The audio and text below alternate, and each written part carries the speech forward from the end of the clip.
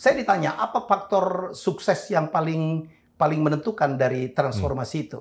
Keberhasilan kami yang merubah mentaliti karyawan. Saya gedor mereka. Ya. Dan pelajaran dari Yunani itu dua. Satu, lead by example dengan memberikan contoh. Nomor dua, leader has to be seen. Inilah Endgame. Teman-teman, hari ini kita kedatangan teman dekat saya, Helmy Yahya, King of Quiz atau Raja Quiz, dan sekarang menjadi kreator konten yang luar biasa, dan dulu sempat sama-sama di Amerika 1-2 tahunan. Bro, thank you. Oh, bisa datang. Oh, gila, judul acaranya Endgame ini bahasa Inggris dia. Gue tuh suka ngimpi. Endgame terus, kita tuh kemana? Dan gue kalau nanya, kalau gue interview orang, endgame lu tuh maunya kemana sih? Lu mau jadi akuntan aja, atau lu mau jadi content creator? Gue pensiun akuntan udah sejak lama, bro. Bro, gue mau tanya sedikit mengenai masa kecil lo. Yep. Lahir di Indralaya. Indralaya, betul. 2 tahun sebelum gue lahir. Terus lu sempet diterima di IPB, nyangkut, terus check out, terus ke STAN. Ke STAN. Tapi akademis lu tuh keren banget kan? Dan perjuangan hidup lu tuh kalau menurut gue sangat menarik. Cerita deh, gimana? Apa ya? Karena gue mungkin lahir dari keluarga yang sangat miskin. Kecil gue tuh banyak dihina. Bapak gue kan pedagang kaki lima gitu. Banyak rejection gitu. Jadi gue tuh jadi self motivated tuh. I have to prove gitu. Ya. Gue banyak ditolak. Cewek dulu nggak ada yang mau sama gue, bro. Jangan sekarang. Dulu gue selalu bercanda tuh. SMA tuh ya, bapak gue pedagang kaki lima, ya kan. Sepatu gue jebol, jempolnya. 15 kali gue nembak cewek, 18 kali gue ditolak. Belum ngomong aja udah ditolak.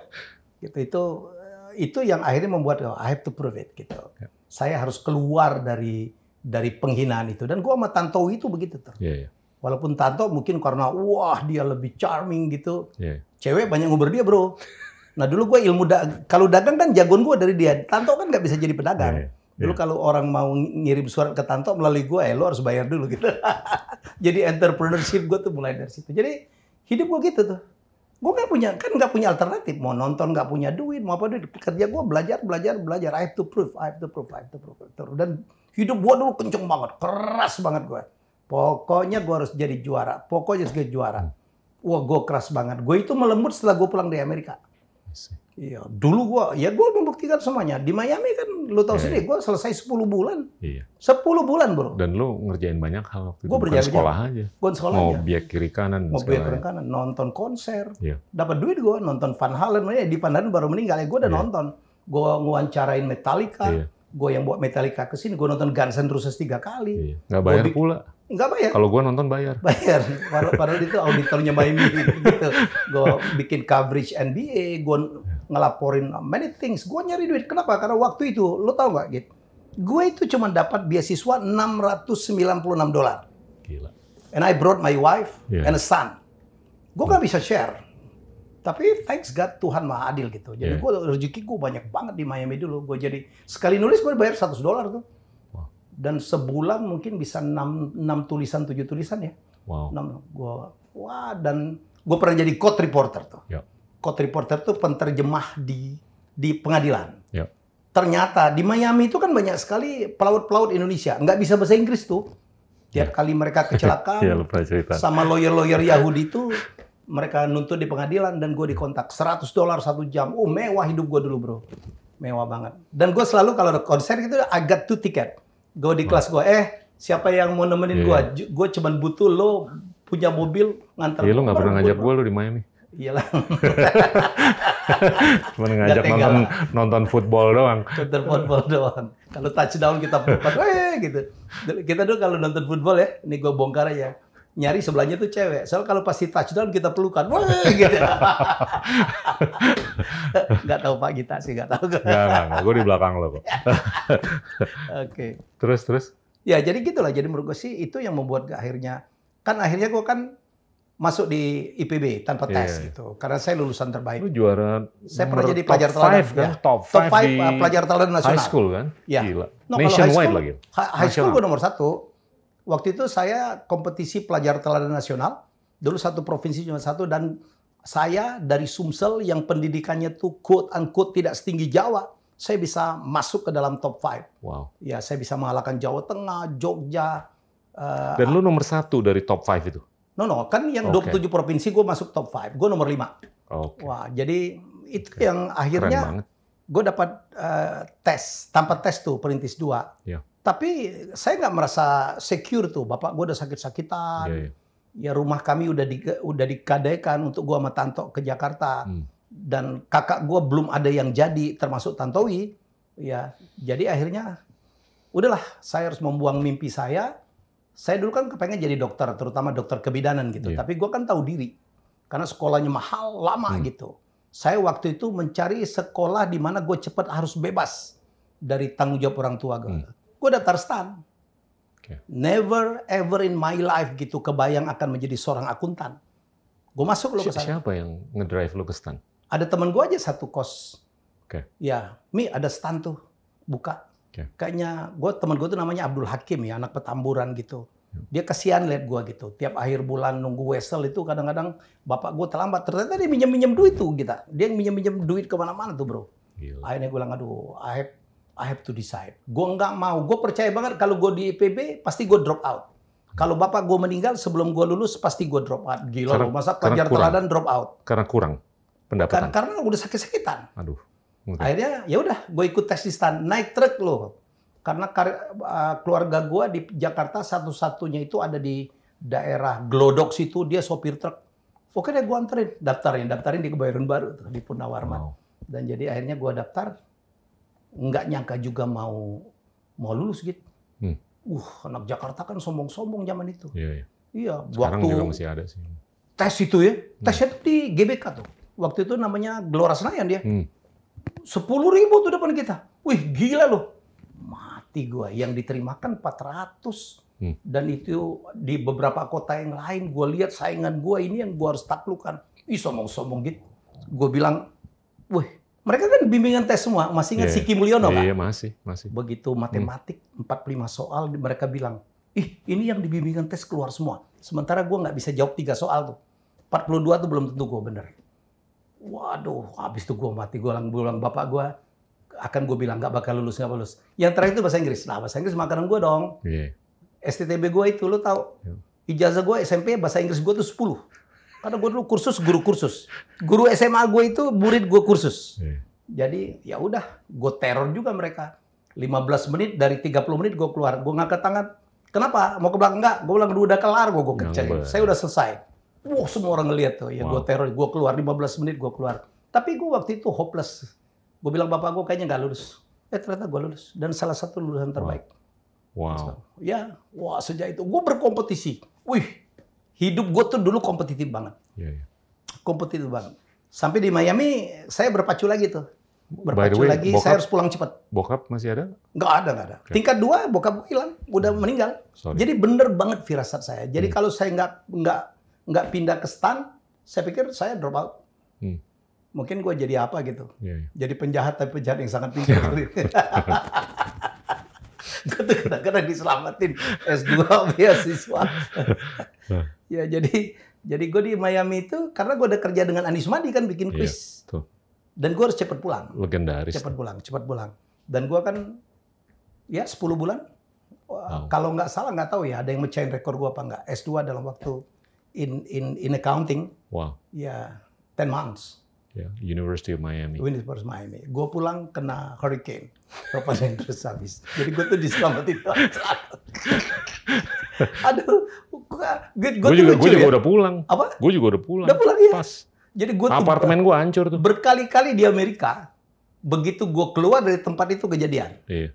Pertama gue di Atlanta. To cover Olympic. Oh, yang ada pemboman. Yes, I was there. Jadi gue baru, kan waktu itu gue sama Renhat Tawas tuh. Yang presenternya gue sedikit siaran pagi, siaran siang. Itu 94 tuh? 96. Atlanta ya? Dan siarannya malam ya di Atlanta. Jadi gue, tiap hari kita belanja. Dolar masih 2.300 kan. Tiap hari kita belanja, bos. Shopping. Gue pulang, boom, meledak gitu. Terus terjadi lagi, yaitu di Miami. Gue pulang, habis tuh. Kesapu topan. Itu 92 tuh. 92, iya betul. Gue pulang kan di Juni 92. Kalau itu kalau nggak salah Agustus ya 92. Sementara ijazah gue belum dikirim. Gue balik April ya? 92. Balik ke Indonesia permanen. Terakhir gue kan dapat scholarship untuk short course di MIT. Ya. MIT, kita di Boston. Gue tinggal di Sloan-nya atau di MIT? Di Sloan, Okay. MIT. Karena kita dapat kursus future leadership gitu. Gue dapat beasiswa dengan 36 orang termasuk dengan adiknya Ahok tuh Basuri dan beberapa nama lain yang Ideas itu. Yang dengan gaji tunggal. Abang lu juga ikut kan? Iya, dia batch kedua, gue batch keempat. Wow. Itu ada Andi Noya, ada berapa nama, ada Farhan. Lucu juga gitu. Bini gue ikut juga tuh. Oh iya betul. Jadi hari terakhir tuh kita mau pisah-pisah. Besok tuh kan Boston Marathon tuh. Kita ngelihat itunya. Masya Allah. Kita ke sana tuh. Gue ingat banget tuh di depan gedung asuransi itu. Wah, finishnya bakal di sini nih. Nah, malamnya gue terbang ke Las Vegas karena gue ada deal dengan production house di LA. Gue ke Vegas dulu. Ya, terus terjadi bom. Yang Boston Bomber itu. Gila. Gue bilang, gue itu apakah seorang pembawa bom? Tapi lu beruntung loh. Ya. Iya kan? So you escape from apa ya? Fatalitas atau apa? Beberapa kali. Gila. Tapi oke, man. Lu lulus STAN, University of Miami, you've done okay, man. Yeah. Terus akhir-akhir ini lu sibuk kan di jiwa lu yang dulu nih, yaitu content creation. Iya, banget. Gue sibuk banget. Tapi back to sebelum gue jawab pertanyaan lu ya. Ternyata gue pulang 92 dari Amerika. Wah, dengan kepongahan yang sangat luar biasa. Gue graduate dari sekolah Amerika. 10 bulan IP gue tuh oke lah, gue 3,67 lah ya. Oke banget. Pas graduate, ya jadi, gitu. Gue shock loh. Gue shock ketemu kakak gue gitu. Tante Wiyaya sekolahnya NHI gitu. Kenapa kok dia lebih sukses gitu? Di BASF kan? Iya di BASF. Gue tuh balik dari Miami, gue ketemu abang lo. Gitu ya? Dia udah di karena BASF. gue kan di musik waktu itu. Iya. Mau nggak mau harus deal sama dia juga gitu loh. Dia manajer kan? Iya. Gila, dia mobilnya sedan, gue mobilnya Espas lah, eksekutif pas-pasan itu. Dia tinggal di Bintaro, gue jauh dari Bintaro, gue bilang something wrong. Karena gue pikir gue tuh sekolahnya lebih berat dari seorang Tantowi. Dia sekolah NHI, wah happy. Gue berat, lo tau sendiri gue berat. Tapi dia jago lobby kan? Oh iya, jago lobby. Jadi that's why gue bilang, ternyata kepintaran aja secara akademik tuh nggak cukup. Iya, benar. That's yang gue percaya banget tuh, yang Dale Carnegie bikin penelitian. Benar. Bahwa your technical skill is only 15% of the success factor. The rest is soft skill. Habis itu gue buang tuh. Nggak ada tuh gue juara-juara tuh. Nggak ada tuh. Gue belajar, gue perbaikin komunikasi gue perbaikin apa ya, networking gue gitu. Dan gue, kan orang pintar itu kan sombong. Sombong kan, wah gue lulusan terbaik. Itu tuh, lu kalau sombong rezeki lu jauh banget. Gue belajar, gue buang kagak. I have to learn, I learn from everybody. Ya jadi gue kembali ke Bu Ani membawa gue banyak sekali bertemu orang-orang hebat ya. Ketemu Alex Kumara, ketemu waktu itu orang-orang media, pemilik media tuh, Handoko, and I learn a lot. I learn from the scratch. Ya itulah saya bilang sampai sekarang, dan sekarang semua terpakai tuh. Terpakai. Jadi kenapa? Karena gue nggak lagi membanggakan apapun lah, enggak lah. Itu the record is way behind. Iyalah, gue megang 30 rekor muri, menang lebih dari 20 Panasonic Award. Gue memegang 1 rekor dunia untuk kuis terlama. Tapi itu nggak laku. Lebih kepada attitude akhirnya. Ya, sekarang saya menjadi seorang senior. Kuis yang mana nih? 24-hour quiz. Wow. Ya, pesanan dari sebuah perusahaan properti gitu ya. Dan belum pecah tuh rekornya. Jadi sekarang saya menjadi kayak apa lah ya. Saya seneng banget sekarang nih. Banyak sekali anak-anak datang. Saya belajar di MIT satu ilmu, Pak Gita. Yaitu connecting dots. Lu nggak usah manggil gue Pak lah. Iyalah. Gile lo. Mantan menteri. Kadang-kadang gue susah mau manggil nama kayaknya nggak sopan. Panggil bro aja gimana gitu kan, dia Bapak gitu. Terus. Ya jadi connecting dots, itu yang profesor gue Otto Scharmer bilang. Bagus. Ilmu itu adalah connecting dots. Gue cuma menghubungkan. Karena gue kenal banyak orang. Gue kenal Gita, gue kenal Sandi, gue kenal many successful people. Saya kenal banyak sekali investors gitu. Saya kenal sekali William Tanu, saya kenal Bong Chandra. Kadang-kadang mereka datang untuk gue minta tolong. Kadang-kadang sesama mereka. Gitu. Ya kayak yang kita mau bikin nih, Mastermind itu, CEO Mastermind. Thanks Pak. Pak Gita udah bersedia hadir. Sold out, man. Oh ya? Sold out. Wow. Sold out. Berapa yang datang nanti? 100. Karena memang dibatasin 100. Wow. Udah banyak yang daftar, nggak bisa. Kita bikin batch ketiga, Februari. Dan yang lucu apa ya? Banyak yang repeat. Oh iya, yang kemarin itu datang bakal datang lagi? Mungkin ada 20 kali. Wow. You know what? Apa yang mereka beli? Itu kan nggak murah, bos. Nggak murah ya. Apa yang mereka beli? The community. I see. The group. Jaringannya ya. Jaringan yang dibeli. Jaringan yang beli. Karena apa ya? Akhirnya dari yang kita bikin batch pertama bulan Maret itu, mereka buat grup dan banyak sekali tercipta apa ya? Partnership. Itu mahal. Saya bilang itu tapi lu perhatiin omongan-omongan kita yang kita omongin kemarin. Kejadian semua. Kejadian. Iya kan? Kadang dia kayak apa? Ramal gitu. Ngaco loh. Gue lagi, Gita, ini gimana nih dia ngomong gitu. Gue perhatiin orang bilang gila ya. Pak Gita tuh pinter banget. Enggak lah, ini mengenai lo nih. Terus. Yang lucu ya, dia kan pernah jadi tamu gue. Kok Gita Wirjawan lama-lama mirip Obama ya? Dia nasibnya beda. Apa? Dia nasibnya beda. Enggak ada the way how you talk gitu. Kemudian penampilan gitu. Kok Gita lama-lama mirip Obama? Siapa tahu dia jadi presiden Amerika maksudnya. Gue mau tanya nih, sebelum pertanyaan gue yang tadi, gue mau nanya lo mengenai TVRI. Iya kan? Lo tuh, kalau di mata gue nih ya, identitas lo tuh kental dengan gimana lo bisa turn around organisasi. Atau situasi yang agak-agak parah, jadi manis gitu loh. Cerita deh. Banyak sekali minta saya bicara tentang itu tuh.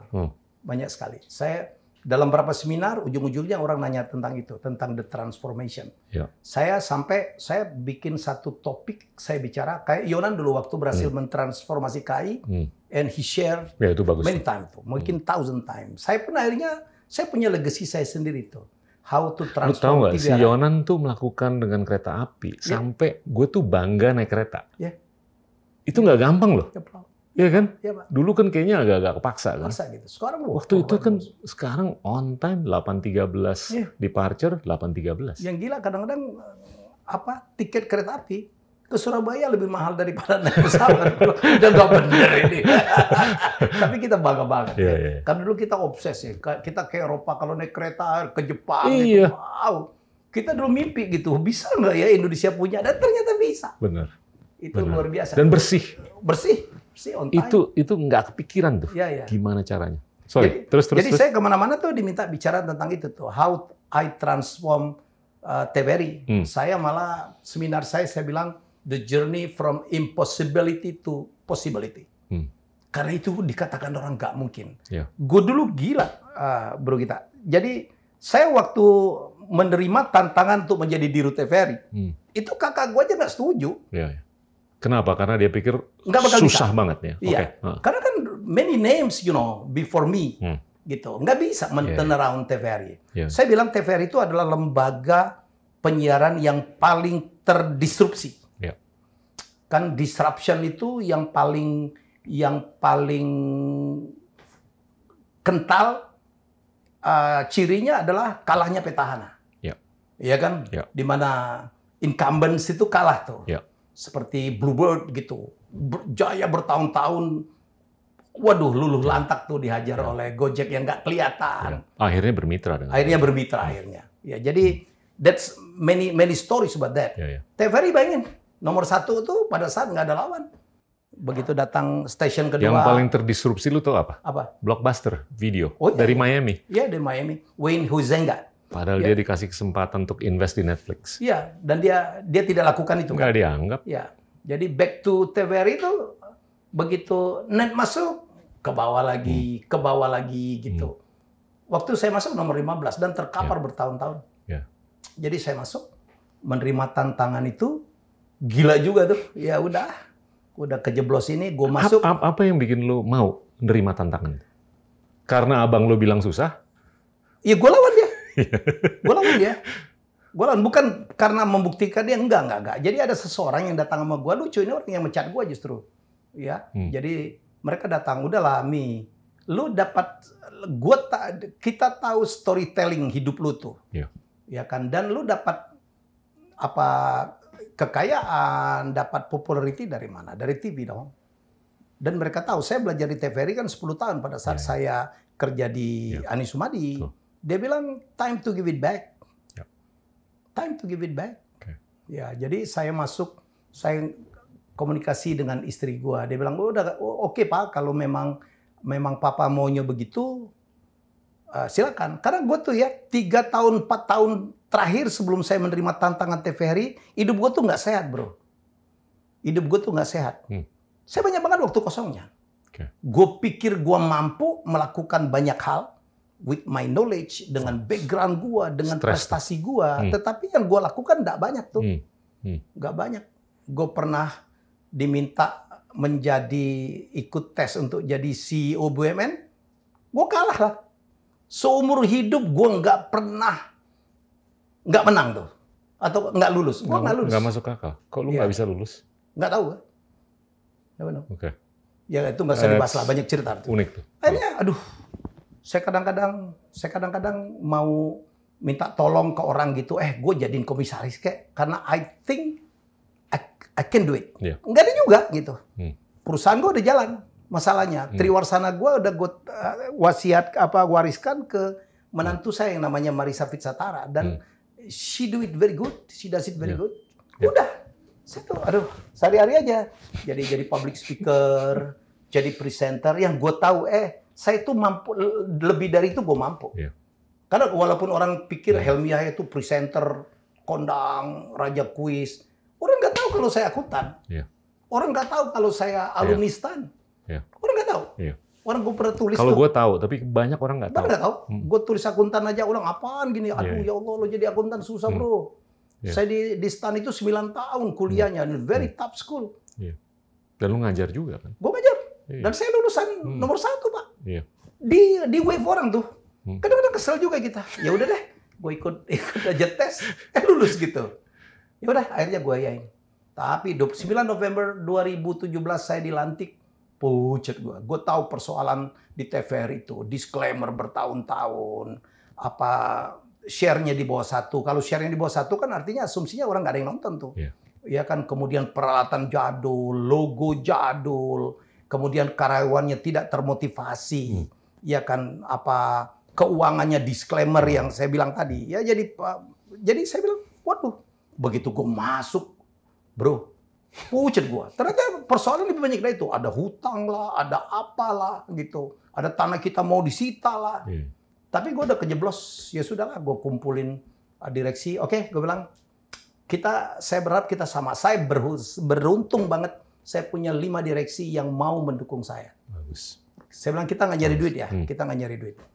Saya bilang, dan bukan apa-apa, kita melihat orang lain nih, BUMN, yang apa tanggung jawabnya nggak sebesar TVRI. Jauh lebih di atas. Ini kan masalah nation loh.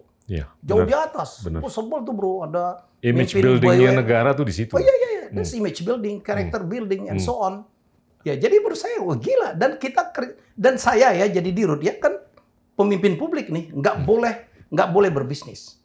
Saya nggak boleh jadi komisaris, saya nggak boleh jadi advisor bahkan, saya nggak boleh nge-MC, ya pasti. Saya nggak boleh jadi bintang iklan, saya tidak boleh tampil di TV lain, dan saya konsisten melakukan itu. Dan gue kehilangan banyak sekali. Banyak. Opportunity cost. Opportunity cost-nya tuh gede banget, tapi gue nggak pernah menyesal. Saya bilang, udahlah sama bini gue. Udahlah, 5 tahun tuh kita nggak bangkrut kan.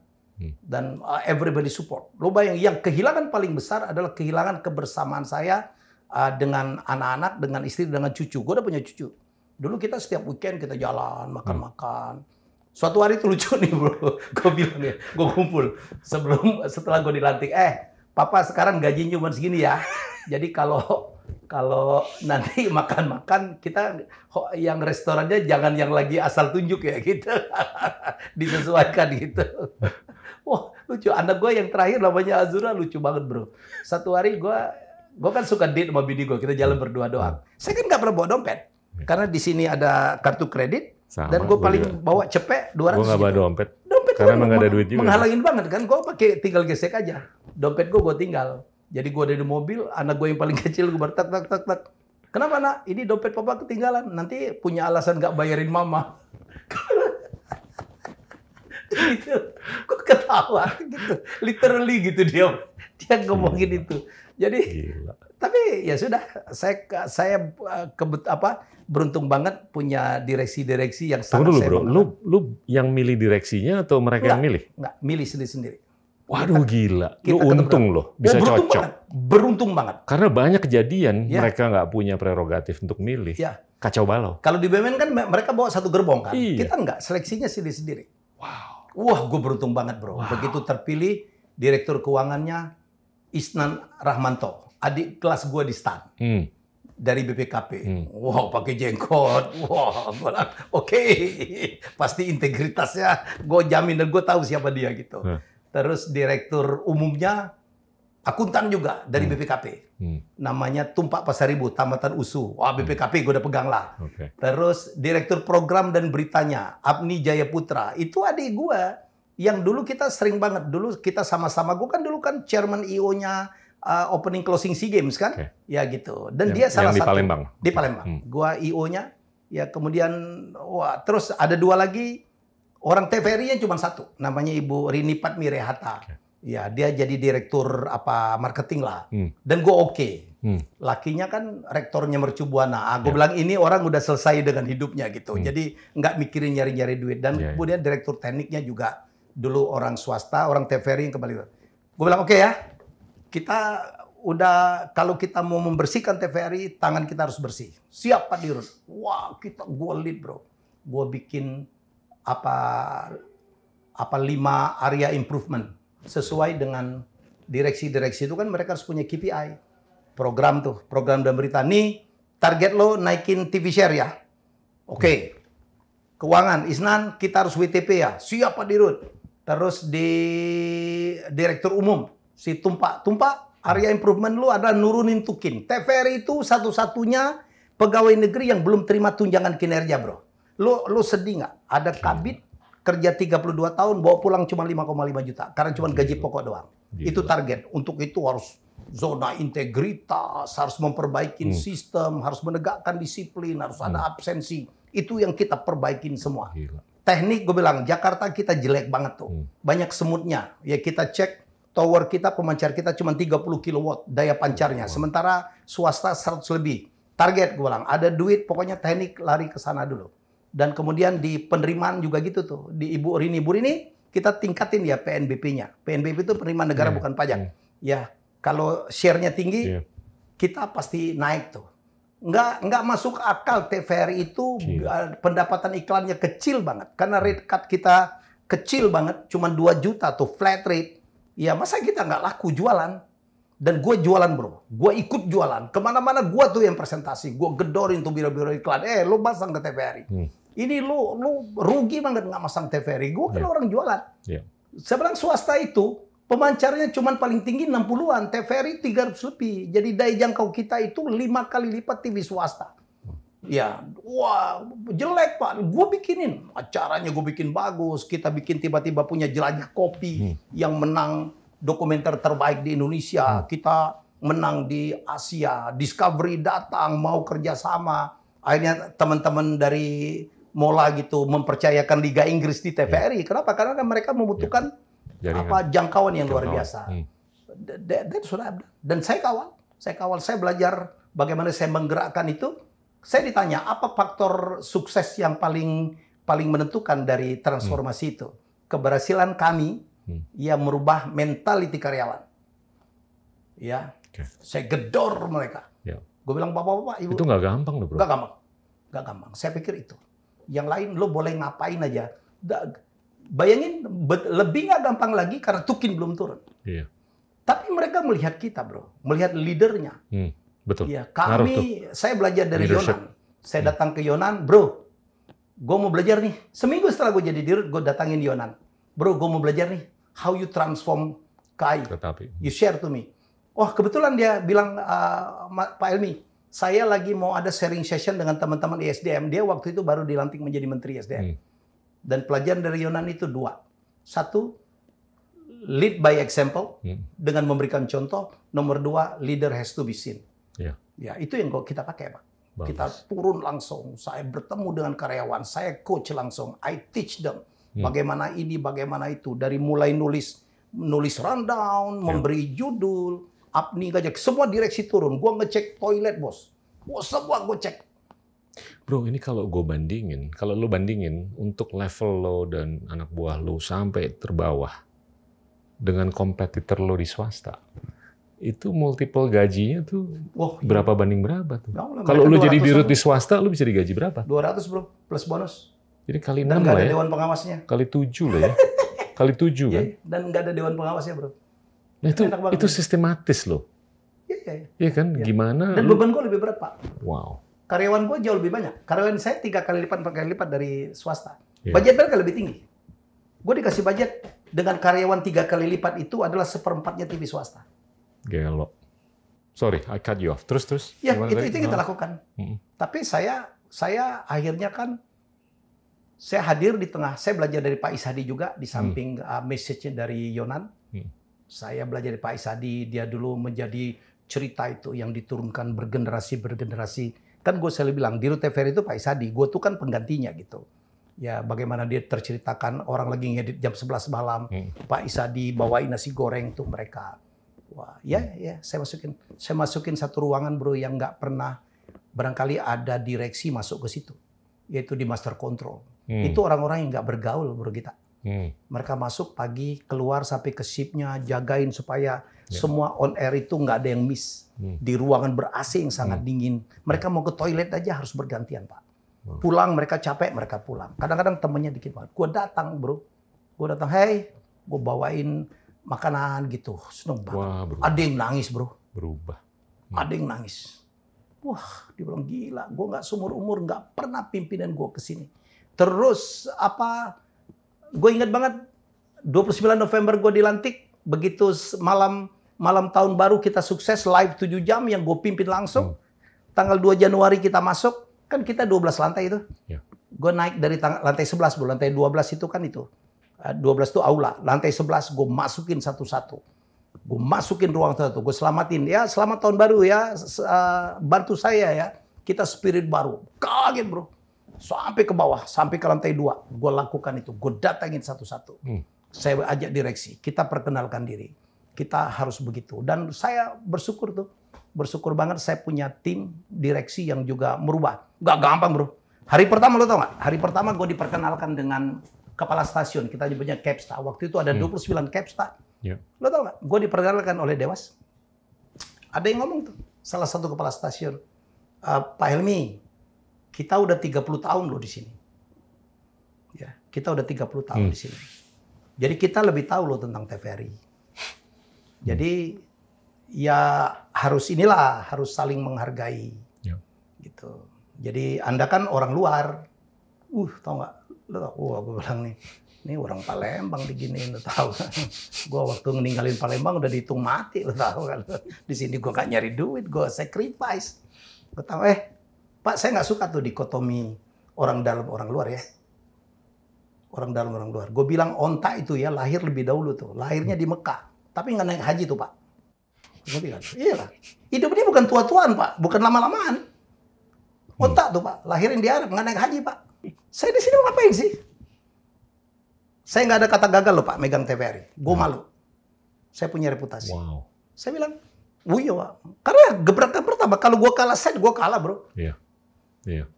Karena, Pak, yang ngomong itu, sebagian itu yang ikut seleksi direksi yang kalah, Pak. Yang baper gitu. Gue bilang, kalau Bapak merasa yang Bapak lakukan sekarang benar, udah paling benar tuh, ya nggak mungkin dong saya diundang untuk ikut pansel. Dan nggak mungkin saya dimenangkan. Pasti Dewan Pengawas itu punya message, mereka butuh perubahan. Apalagi Dewas gue bilang, TVRI zaman now harus berubah. Perubahan itu, Pak, nggak bisa dari dalam. Percayalah. Lagi pula, Pak, Bapak kan udah lama sini, 30 tahun. Kenapa TVRI-nya nomor 15 sih? Pasti ada sesuatu yang salah dong. There is something wrong. Oh iya. Jadi kasih gue waktu deh, kesempatan. Ya, Bapak bantu saya aja, kerjasama aja. Kalau Bapak nggak bisa bantu, nggak apa-apa, bilang gue aja, Bapak saya pindahin. Ya, jangan Bapak nggak bantu, ngerecokin gitu. Saya bilang orang kayak Bapak itu, nggak usah ngerecokin dah, udah ibadah itu. Ya, jangan Bapak nggak ada sharingnya, tapi bantu. Wah, diem bro. Wow. Oh ya, saya melakukan itu. Dan udah, saya nunjukin. Lama-lama bro, begitu, waduh, dalam 3 bulan orang udah ngomongin TVRI berubah. Ya. Wah, acara kita menjadi lebih bagus. Glenn Fredly bantu gue ya, mendiang luar biasa. By the way, Glenn tuh bagian dari keluarga kita di sini. Wow. Founder. Luar biasa, gue bergidik loh bro. Kalau dengar, aduh, maksud gue tuh bergetar kalau gue nyebut Glenn. Saya nggak pernah ya, ada seorang seniman gitu, Glenn itu, tahu banget kapan dia harus komersial dan kapan banget dia harus membantu orang. That's Glenn. He's a great man. Very great. Dia datengin gue. A dear friend, a great man. Very humble gitu. Dia bilang, Pak Dirut, nanti saya bantu ya. Iya bro, dia bantu TVRI. Gue pernah kasih dia cuma 10 juta. Gue bilang, Glenn, gue cuma budget 10 juta. Dia datangin macem-macem gitu. Untuk acara kita. Wah, 3 kali, 4 kali dia datang. Ya, kapan kita harus bayar mahal. Itu Glenn. Itu Glenn. Ya, unreplaceable. Ya jadi itu, setelah itu gue bikin acara musik, tiba-tiba gue bikin rumah musik Indonesia bro. Jadi media, pada saat itu TV-TV udah nggak peduli tuh dengan seniman-seniman, dengan musik itu nggak peduli. Dan saya bikinin rumahnya, saya bikin acara Memori Melody, saya bikin acara Taman Buaya Music Club, saya bikinin acara SOS yang Star on Stage untuk anak-anak baru. Wah, kita menjadi, gue happy banget. Mereka datang ngucapin terima kasih, dan layar kita kan tiba-tiba berubah. Habis itu kan orang melihat perubahan itu. Dan begitu gue dapat WTP, orang makin percaya kan. Kita melakukan rebranding, logo kita menjadi keren banget. Kita melakukan tower Jakarta kita naikin. Tiba-tiba TVRI menjadi kinclong bro. Dan gue, I did my PR-ing gitu. Dengan medsos gue tuh. Medsos gue ya. Pokoknya Instagram gue 99% ngomongin tentang TVRI. Dan gue campaign internasional ya. Jadi pembicara, gue ketemu dengan CEO TV publik, mereka kasih saya capacity building gratis, program gratis, dan saya roadshow tuh. Saya temuin menteri, saya temuin presiden, saya temuin seniman, saya temuin semua orang. Tolong dong bantu TVRI, ibadah lo. Gue ngomongin gitu tuh. Ibadah, this is TV publik. Yang di luar negeri TV publik itu number one bro. Di Indonesia tuh TV publik tuh kasihan, tidak diperhatikan. Wow. Nggak diperhatikan. Gila lo. You go to Japan, NHK number one, Pak. You go to UK, BBC number one. You go to Korea, KBS number one. Indonesia nomor 15, juru kunci. Ini sistemik. Sistemik. Harus ada yang peduli, Pak. Pemerintah kita harus peduli. Ini TV publik. Ini harus dipergunakan untuk inspirasi bangsa, untuk diseminasi informasi, untuk menyatukan bangsa whatsoever. How come anggarannya kecil banget? Sama RRI aja kalah gede bro. Apa ada desain? I don't know. Dengan kesengajaan? Atau mungkin nggak sadar aja mungkin. Nggak paham? Nggak paham mungkin. Nggak paham tentang TV publik. Dari undang-undangnya saya pikir udah salah. TV publik itu harusnya dapat iuran publik. Di Indonesia nggak ada bro. Dulu ada. Dulu ada tuh zaman Meka Tamaraya, ingat lah. Iya. Habis itu dibuang. Kalau diberhentikan, apalagi waktu itu kan munculnya TV-TV swasta tuh. Ya, waktu itu iklan pun nggak boleh tuh Pak. Iklan nggak boleh. Bertahun-tahun TVRI nggak boleh terima iklan. Dulu TV swasta ada kontribusinya, sekian persen dari iklannya dibayarkan ke TVRI. Nggak juga itu. Nggak juga semuanya patuh begitu. Bottom Pak, nggak ada yang perhatiin. Peralatannya jadul, gedung-gedungnya tua. Anggarannya kecil. Dan ini kalau lo coba sambungin ke upaya kita untuk memproyeksikan image Indonesia yang positif ke seluruh dunia. Satu-satunya kan TVRI kan. BBC, Al Jazeera. Semuanya Pak. TRT. RT, jadi, Russian Television. Semuanya Pak. Karena ini kan window-nya Indonesia. Saya waktu sebelum turun kan kita kepengen bikin kanal berapa kita tuh ya? Kanal 2 atau kanal 3 itu menjadi TVRI internasional, Goes to the World. Ya, kita siaran. Jadi ini kan lucu banget. Lu tahu tuh. Separah itu orang Indonesia men-treat TV publiknya. Go fight Pak dengan hotel-hotel di Indonesia. Lu marah nggak? Gue nginep di hotel, channel TVRI-nya nggak ada. Gila.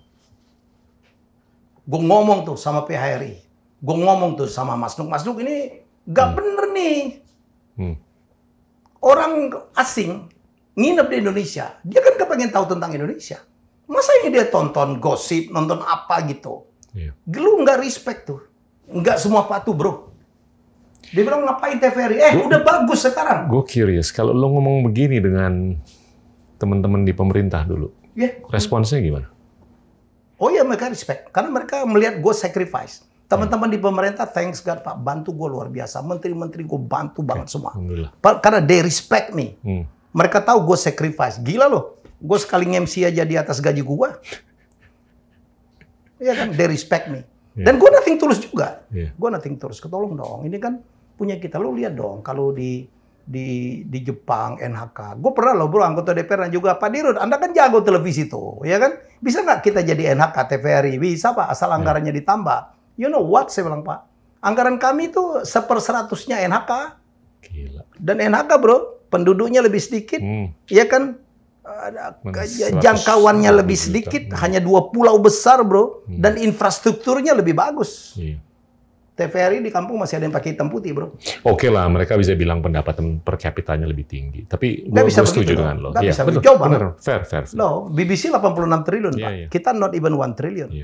Nah, kalau anggaran lo dibandingin anggaran TV swasta, berapa banding berapa? 1/4. Wow. Dari TV-TV lain kan cuma TV News, karyawannya sedikit. Cuman produksi di Jakarta aja, TV saya ada di Papua, ada di Aceh, ada di jangkauannya paling top lah. Ya. Produksi lo, bro. Ini bukan transmisi doang, produksi. Kita berproduksi di 29 lokasi di luar Jakarta. Oke, terus perjalanan lo di situ nggak sesuai aspirasi kan? Iya. Tadinya kan 5 tahun, tapi tengah jalan kan? Iya. Ada refleksi atau komentar? Gue senang banget gue, Pak. Alhamdulillah gue diberhentiin cepet. Iya, waktu gue diberhentiin gue shock juga tuh. Gue sempet nangis tuh. Waktu RDP yang gue dengan anggota DPR gue nangis. Apalagi karyawan-karyawan kan nangis di balkon. Mereka kasih gue kembang, they miss me gitu. Wah, itu gue nangis, bro. Tapi di sisi lain gue bersyukur. Kan gue bilang, hari ini gue diberhentiin gitu. Gue diberhentiin dengan hormat ya. Dan kalau dibilang gue punya catatan keuangan, gue dapat WTP tuh. Kan kita sama-sama akuntan, Pak. Nggak ada ya aturan keuangan yang gue langgar. Nggak ada. Teman-teman BPK, BPKP, sudah. Jadi, saya hari ini gue diberhentiin gitu. Saya posting in my social media. You know what I posted? Allah pasti punya rencana yang lebih baik untuk saya. Yes. Hari kedua, Pak. Teman saya 5 orang di sana, mereka, aduh Pak Dirut, we miss you gitu. Dan gue posting lagi. Foto kami berenam pada saat dilantik. Saya cuma ngomong, this is my super team because I'm not a Superman. Karena netizen semua nyebut gue, Pak, seolah wah this is teamwork, you know, teamwork. Sampai sekarang, Pak, hari ini Tukin keluar tuh akhirnya, Bos. Tukin keluar dan teman-teman TVRI seluruh Indonesia, Pak Dirut, maka masih gue manggil gue Pak Dirut, Pak Dirut, terima kasih karena you fought for that. Jadi jadi saya itu adalah orang yang berusaha. Gue 3 kali kalah pilkada, bro. Apakah gue stres? Kagak, gue ketawa. Karena itu tadi, Allah pasti punya rencana yang lebih baik untuk saya. Ibarat gini loh, bro. Saya itu mencoba selalu melihat sebuah musibah itu, but I'm trying to look from the bright side. That's not easy. Ada hikmahnya. Ada hikmah. Selalu. Pasti. Selalu. Dan gue nggak pernah mau jadi baper, bro. Apakah gue jadi nyinyir, ngata-ngatain? No. Gue berapa kali pakai baju TVRI, bro. Orang nanya, Pak Ilmi, kok masih pakai TVRI? So what gitu? You're proud. My proud. Should I hate TVRI? No. Perkara ada beberapa orang, I'm telling you, nggak banyak, Pak, yang nggak suka sama gue di situ. Ya, nggak banyak tuh. Perkara mereka minta gue keluar, itu tidak akan pernah mengurangin rasa cinta gue kepada TVRI. Trust me. Daripada gue pakai BBC, daripada gue pakai KBS gitu, gue pakai TVRI, so what? Nah, that's my problem. Menurut lo ada harapan nggak untuk TVRI bisa bangkit? No. Sekarang nomor 15 lagi saya dengar, Pak. Batam lagi. No. Harus ada perubahan. Undang-undangnya harus diganti. TVRI dan RRI harus digabung. Di seluruh dunia itu, TV dan radio itu digabung, bro. BBC, NHK, RTM, TRT. Nah, kita aja misah sendiri-sendiri. Gitu. Dan sistem bisa berubah. Ya, undang-undang penyiaran harus ditinjau. Dewan pengawas itu tidak boleh operasional. Masa gue keluar kota aja harus izin? Yang saya bercanda, untung rumah gue di Kebayoran dulu. Kalau rumah gue di Bekasi kan tiap hari bolak-balik harus izin tuh. Gue ke Bandung harus izin. Tidak boleh operasional. Mereka tidak boleh mengangkat dong. Kan itu. Tapi di undang-undangnya begitu. Saya begitu diberhentikan unstoppable, Pak. Unstoppable. Wow. But you've done well. Oh iya. Dan saya bilang, saya itu the bright side-nya, Bro Gita. Saya kan dikasih waktu 5 tahun untuk mengangkat TVRI. Untuk membuat orang nonton lagi. Nggak sampai setahun orang udah nonton TVRI, Pak. I've done my job. I've done my job. Sayang. Saya Kesinambungannya nggak ada. No, bro. Ya, kalau kita pikir itu. But for me, saya kan cuman kata Rudiantara, I know Bro Helmi Yahya, he just did the country call. Saya udah mencoba dan saya pikir saya nggak gagal. Gitu kan. Ya sudah. Dikasih waktu 5 tahun, saya sebelum 2 tahun TVRI udah berubah. Ya sudah dong. Itu yang saya bilang looking from the bright side. Dan begitu nggak ada bro, pemecatan atau pemberhentian, penurunan seorang CEO yang demikian dibahas tuh di medsos. Nggak ada. Dan waktu itu rame bro. Gue diberhentikan itu barengan dengan Dirut Garuda tuh. Ada yang bilang waktu itu, kayaknya Helmi Yahya nih jadi Dirut Garuda. Iya, gue bilang gue udah ditawarin. Tapi Garuda yang rumah makan itu tuh. Yang di Fluid. Gue akhirnya jadi bercanda-bercanda. Which is a great restaurant. Iya, great restaurant. Untungnya gede bro.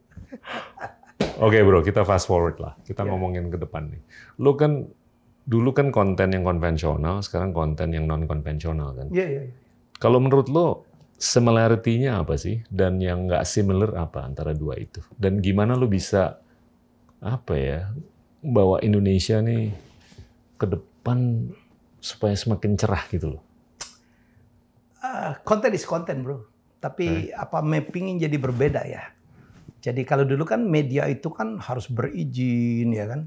Harus gimana manajemennya harus heavy investment gitu ya. Banyak orang gitu. Itu kan yang terjadi di stasiun TV, you know it ya. Investasinya kan bisa triliun and triliun and triliun. Mahal banget pakai pemancar. Bangun pemancar mahal, Pak. Mahal banget tuh. Dan TVRI punya 300 lebih, bro. Very high investment. Tiba-tiba kita diperkenalkan oleh media sosial. Salah satunya adalah YouTube tuh. YouTube itu kan yang paling banyak ditonton tuh.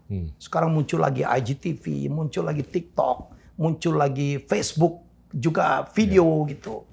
Membuat orang makin punya pilihan gitu. Sekarang orang shifting tuh ternyata. Ya, orang udah pelan-pelan meninggalkan konvensional. Kita di rumah aja lah. TV kita kan rata-rata orang nontonnya apa? Nontonnya YouTube, nonton Netflix kali bro, atau yang semacam itulah kan. Kenapa? Karena dengan sekarang orang makin sibuk, ya kan. Dulu kan kita capek banget nonton TV. Kalau nunggu acara tertentu gitu, misalnya ILC harus hari Selasa jam sekian. If you miss, you miss. Lo kecepatan belum tayang. Nah sekarang kan kita OTT lah, on demand. OTT. Dan sekarang dengan alat cuman gadget kita bisa nonton. Dari manapun, anytime, anywhere, you can do it. As long as ada wifi, anytime, anywhere. Dan sekarang udah begitu. Saya kemarin dialog sama CEO-nya KBS gitu. Dia bilang, Mr. Helmi Yahya, in Korea now, yang nonton YouTube, dia akhirnya acara-acara drama Korea yang tua-tua dulu itu dicincang-cincang, digitize, kemudian dijadikan 7 menitan, dia upload tuh bro, drama-drama klasiknya, acara-acara musik klasik, yang nonton orang-orang tua tuh. Karena orang tua pun sekarang udah nonton YouTube juga. Pegang HP semua. Pegang HP semua. Karena they don't have much time anymore, you know, untuk nonton 1 jam gitu. Kalau YouTube kan enak bro. Lu ada tamu, lu post dulu, ya udah kita inilah, habis itu kita lanjut lagi. You cannot do that on conventional TV. Dan sekarang itu terlihat, belanja iklan tuh, media buying behavior itu udah shifting gitu. Udah dominan itu ke influencer. Ke influencer mereka. Tidak lagi mereka masih sih di conventional media, tetapi pelan-pelan sudah itu. Anda bayang nih, tiba-tiba ada satu media yang namanya Deddy Corbuzier. Tiba-tiba ada Rami Entertainment. Helmi Yahya bicara gitu. Hati-hati loh. Ada Endgame. Enggak. Kalau Endgame beda, bro. Ada Sandi Uno TV. No, whatever dong. Itu kan mengisi segmennya masing-masing gitu, Pak. Iya. Mengisi segmennya masing-masing. Dan I'm making one of that now. Si Sandy kan selalu bilang kan, dulu nggak ada profesi namanya influencer. Sekarang udah ada. Ya, Raya, kan? Bos. Kayak Raya, Bos. Kan Raffi Ahmad kan datang di tempat gue. Di tempat saya dia ngaku. Dari AdSense YouTube aja dia dapat 5 miliar, Pak. 1 bulan. Belum dari komersial konten di dalam ya. Yang I believe more than that. Iyalah. Gila, Pak. So powerful. Jangan keras-keras lo ngomong, ntar orang pajak ngejar dia. Oh enggak dong, itu kan semuanya open, Pak. Iya. Semuanya open. Iya. Tapi ini demokratisasi pipa konten. Sure. Ini menurut lo positif? Very positif. Okay. Tapi harus diatur, Pak. Nggak bener nih. Jadi harus diatur. Saya belajar dari Ando Vida Lopez, ya, salah satu YouTuber pemula. Dia bilang YouTube is giving the voiceless the right to speak. Betul. Dulu orang kampung gitu di tengah di atas gunung gitu, nggak ada yang dengar. Sekarang dia bisa bikin YouTube dan banyak yang sukses, Bos. Betul. Anak Jember, anak Bali, anak Tabanan, anak dari mana gitu. Ada konten creator dari Papua, dari mana, Pak? Asal ada WiFi aja dan banyak yang nonton. Lu lebih ngelihat kerangka regulasinya itu lebih untuk mengencourage atau membatasi suara? Menencourage, tapi harus ada aturannya, Pak. Saya agak concern gitu juga ya sebagai senior. Kemarin ya dalam one of my TV program, gila lo orang setua ini punya 2 TV program. Itu gara-gara gue sukses jadi YouTuber. Ya saya punya acara baru namanya Tamu Rahasia. Di YouTube juga atau di TV? Di konvensional TV. Ya, jadi lucu. Tamu pertama saya adalah Vicky Prastio. Ya, nah dia misalnya Vicky, nanti gue undang tamu yang dia nggak pernah tahu tuh, Pak. Saya kemarin berhasil mengundang istri pertama itu. Lu tahu Vicky, bro? Nikahnya 24 kali, bro. Lu kaget kan, bro? Kalah lah kita ini. Pada ketawa semua. Tamu gua kedua itu Sule, tamu ketiga gua Dinar Candy, bro. Dinar Candy itu sensasi. You know her story? Dia jual her underwear, Pak, yang bekas pakai. Di lelang ada yang beli. 50 million. Lebih mahal daripada 5-0. Lebih mahal daripada Cristiano Ronaldo melakukan hal yang sama. Wow. Dan tamu rahasianya siapa? Yang beli, Pak. Namanya Bobby Stunt Rider. Gue pikir ada klien tuh anak, enggak, Pak. That's for the sake of the content. Tiap kali dia bahas itu yang nonton wood gitu. Wow. Nambahin subscriber, nambahin viewership. Kan kita baru saja kaget-kaget ada orang ngeprank ngasih hadiah sampah. Dan itu di Palembang ada juga ngasih ibunya hadiah untuk hari raya gitu. Dipikir daging tahu apa gitu. Saya pikir harus diatur nih, bro. Gue ngomong sama mereka, sama teman-teman. Saya dengan Anang Hermansyah, waktu jadi tamu saya, jangan-jangan para YouTuber ini, para influencer ini, kita mungkin bikin apalah ya, paguyupan atau asosiasi gitu. Jadi kita tuh bisa melakukan pembinaan. Saya bilang, saya sih boleh-boleh aja ya. Kalau mau kreatif-kreatifan, ya lo ngadu deh sama gue deh. Saya punya 30 rekor muri, saya punya hampir bikin 300 konten TV gitu. Tapi kan ada batasnya, Pak. Tapi gue mau tanya nih, misi lo apa bikin konten-konten ini? Kemarin itu? Apapun yang lo lakukan sekarang. Lo kan bikin konten di YouTube, di channel TV, dan lain-lain kan. Itu misi lo apa sih? Ekspresi lah. Saya pikir, saya banyak yang saya tahu nih. Ya, saya mau share, Pak. Bro, jadi gue seneng banget sekarang ternyata konten gue ditonton oleh orang-orang yang tidak saya duga gitu. Ya, dari kalangan-kalangan atas, dari para seorang Bong Chandra. Wih, Pak Helmi. Bayangin, Bong baru lahir, gue udah jadi hostnya Siapa Berani, bro. They look up me gitu. Dan waktu gue ngomong konten The Bird of the Same Feather Flocks Together gitu. Keren banget. Wah, dan waktu konten gue bilang jangan sembarangan kasih nama anak karena nama anak itu adalah doa, dan gue hubungkan dengan Profesor Emoto like that. Kemarin gue bahas lagi don't victimize your personal goal. Yang gue terinspirasi dari kasusnya Doc River and Don Sterling, you know. Jadi mereka dapat sekali. Jadi yang dilakukan Bro Gita dengan Endgame-nya saya pikir ya kita sama lah gitu. Time to give it back gitu. Time to share. Dan gue suka banget. Jack Ma mengatakan, kalau di atas 50 itu adalah time to share. Saya sekarang udah nggak invest bro. Udah nggak invest. Gue cuman bantu-bantu orang aja. Jadi orang datang. Hampir tiap hari mereka datang. Sharing knowledge. Ya, share knowledge. Share the network yang kita punya. Itu yang saya bilang, yang balik tadi yang waktu di MIT gue diajarin tentang how to do the connecting dots. Like maybe what you do too. Oh, lu perlu ini, teleponin ya. Oh, lu perlu ini. Oh, gue teleponin ya. Oh, lu butuh advice, I'll do that for you. Gitu. Karena untuk gue berbisnis, aduh bro, enggak lah kalau gue harus invest. I'm 57 now, gitu. Gue nikmatin aja bro. You look 40. Apa? You look ya? Bukan kelihatan 56 gitu. Kan cesta. Jadi saya mukanya sih kayak umur 40 lu. Awet muda. Lu jauh lebih awet muda daripada gue. Dia mikirnya kebanyakan. Terus ini gue mau tanya lagi nih. Kalau ini demokratisasi pipa media terus berkembang, gimana Indonesia tuh bisa dikenal sebagai negara bangsa yang keren gitu loh? We can use that, Pak. Jadi kalau apa ya? Nggak, gue sih gampangnya gini loh. Gue tuh selalu melirik ke Korea kan. Ya memang. Dia kan konten lokalnya oke, tapi itu bisa dieksternalisasi. Sure. Itu gimana tuh supaya kita supaya lebih hebat dong sekarang mestinya. Kenapa? Digital media itu kan borderless, Bro. Borderless. Gitu. Lo bikin ini, yang nonton gue tuh orang Idaho, ya. Asli. Oh iya dong. Ada yang orang aslinya. Ada orang Indonesia yang di sana, at least gitu. Tapi orang Amerikanya juga nonton? Ada yang nonton. Gue nggak tahu tuh. Mungkin dia bisa bahasa Indonesia, Pak. Banyak penonton gue dari Australia. Lu pakai subtitle nggak? No, don't have time. Wow. Don't have time. Jadi menurut gue sih kalau kita ingin memperkenalkan Indonesia, ya itu sekarang dengan digital media jauh lebih hebat daripada dulu kita dengan konvensional media. Kalau gue belajar banyak, Pak. Saya 1 tahun yang lalu saya ke Korea, gitu. Saya ketemu dengan duta besar Pak Umar Hadi, gitu. Kebetulan his daughter and my daughter dulu adalah schoolmate. Waduh, I learn a lot. Anak gue nih sekarang baru tamat dari UPH, desain grafis.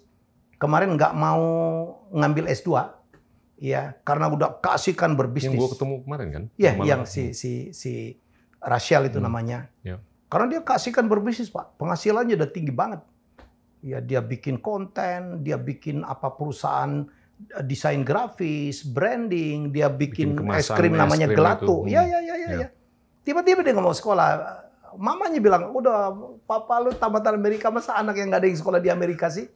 Gitu, keluar negeri lah. Biar bangga kamu ke sana, mama sama papa jalan gitu. Cuman as simple as that gitu, Pak, keinginan kita. Kan gue kan sebagai orang yang lulus dari luar negeri kan kepengen dong, gitu.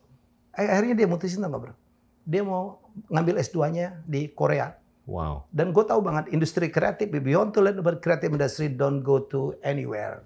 Ya, Korea Selatan. Kita pikir dia cuma hebat di drama aja ya, atau di musik aja. Enggak, bro. Sekarang film mereka udah Oscar. Kemudian kuliner industrinya dahsyat. Sekarang di Indonesia, kalau kita di LA itu, kalau dulu kan Jepang. Sekarang Korea, Pak. Fashion, Pak. Lo ke Mangga 2, itu barang Korea semua. Betul. Ya, terus gadget. Samsungnya udah, gila, Pak. Kenapa? Skincare. Wah, gila, Pak. Plastic surgery. Plastic surgery number 1. Dan saya belajar, saya bertanya sama Pak Dubes itu.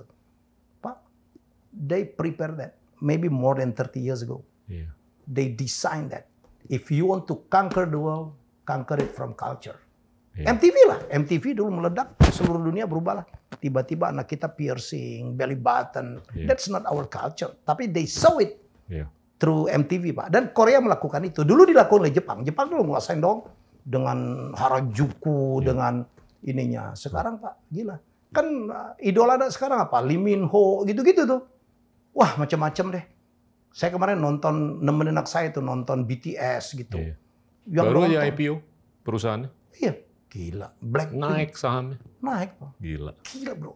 Dan they prepare it. Mungkin Pak kita pernah di Seoul ada namanya Hongdae. Satu kawasan, tempat ngumpul anak-anak muda. Itu memang di prepare, bro. Ya, ada tempat pokoknya yang kayak kayak teater-teater yang turun ke bawah gitu, K-pop-K-popnya yang akan meledak tuh di situ. Tapi gini loh bro, itu kan terlembaga. Terlembaga ya. Dan di Indonesia tuh gue belum lihat. Ya kan? Sedih, Pak, kalau ngebanding itu. Makanya, jadinya ini nih kita ngehayal dikit deh. Iya. 20-30 tahun ke depan. Mungkin nggak untuk Indonesia tuh bisa melembagakan hal-hal seperti itu. Mungkin. Supaya scalability-nya ada gitu loh. Tapi harus dimulai, bro. Hmm. Gue nggak mau lah memberikan apa ya gitu ya. Tapi sedih kita. Kalau mau belajar-belajarnya ke Korea. Iya. Pemerintahnya tuh campur tangan, bro. Iya. Indonesia tuh kita, aduh, pariwisata aja. Mau ngalahin Thailand aja susahnya luar biasa. Mau ngalahin Malaysia aja berat.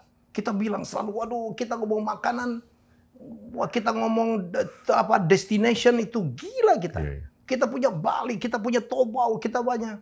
Kakak gua Tantowi itu ngomong, lo tahu kelemahan kita? Karena kita punya terlalu banyak, Pak. Iya kan? Karena Gue kita juga punya ngobrol terlalu sama banyak. abang lo. Apa? Gue juga ngobrol sama abang lo. Karena kita punya terlalu sama. banyak. Iya. We have too many, Pak. Makanan. Wah, kita punya sate. Kalau menurut gue kita terlalu jago beralasan, bukan bersolusi. Kita punya sate. Semua daerah punya sate. Kita punya sambal. Terlalu banyak sambal. Terlalu banyak gitu loh persoalan. Iya. Lo cukup punya satu aja, bro. Lo cukup punya satu aja. Lo poles habis-habisan. Jangan pernah malu. Wah, Indonesia. Gue sebel banget tuh. Di luar negeri, Bali kenal. Di Amerika, orang nggak kenal Indonesia. Kenalnya Bali. Itu mah Alasan. berapa tahun lalu. Sekarang udah impor lah. Orang Amerika juga makin pinter lah. Yang lo denger dan yang gue denger kebanyakan alasan. Alasannya. Bukan solusi. Excuse. Iya. Nah, Bahasa gimana Jawanya supaya excuse. budaya kita tuh lebih bersolusi daripada beralasan?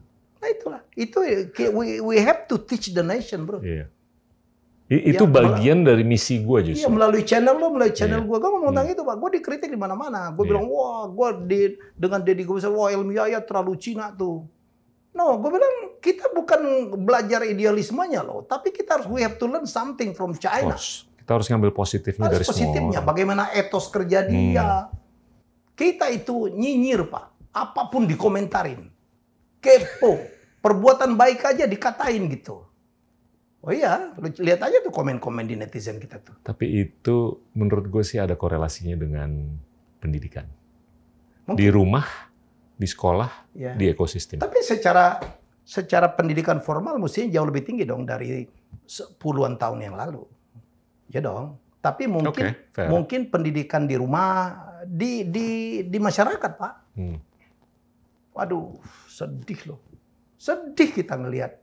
Orang udah maju kemana, Pak? Kita masih ribut. Orang udah ngirim orang ke ruang angkasa gitu. Gue mau tanya lo nih. Ini yang realistis aja deh. Lo udah ngalamin perjalanan di TVRI kayak gimana? Ya. Lo udah cukup konklusif bahwa sikap pemerintah di situ kelihatannya nggak mau kan mendukung aspirasi lo dan gua supaya TVRI itu menjadi pipa yang bisa menyinarkan Indonesia di dunia. Ya kan?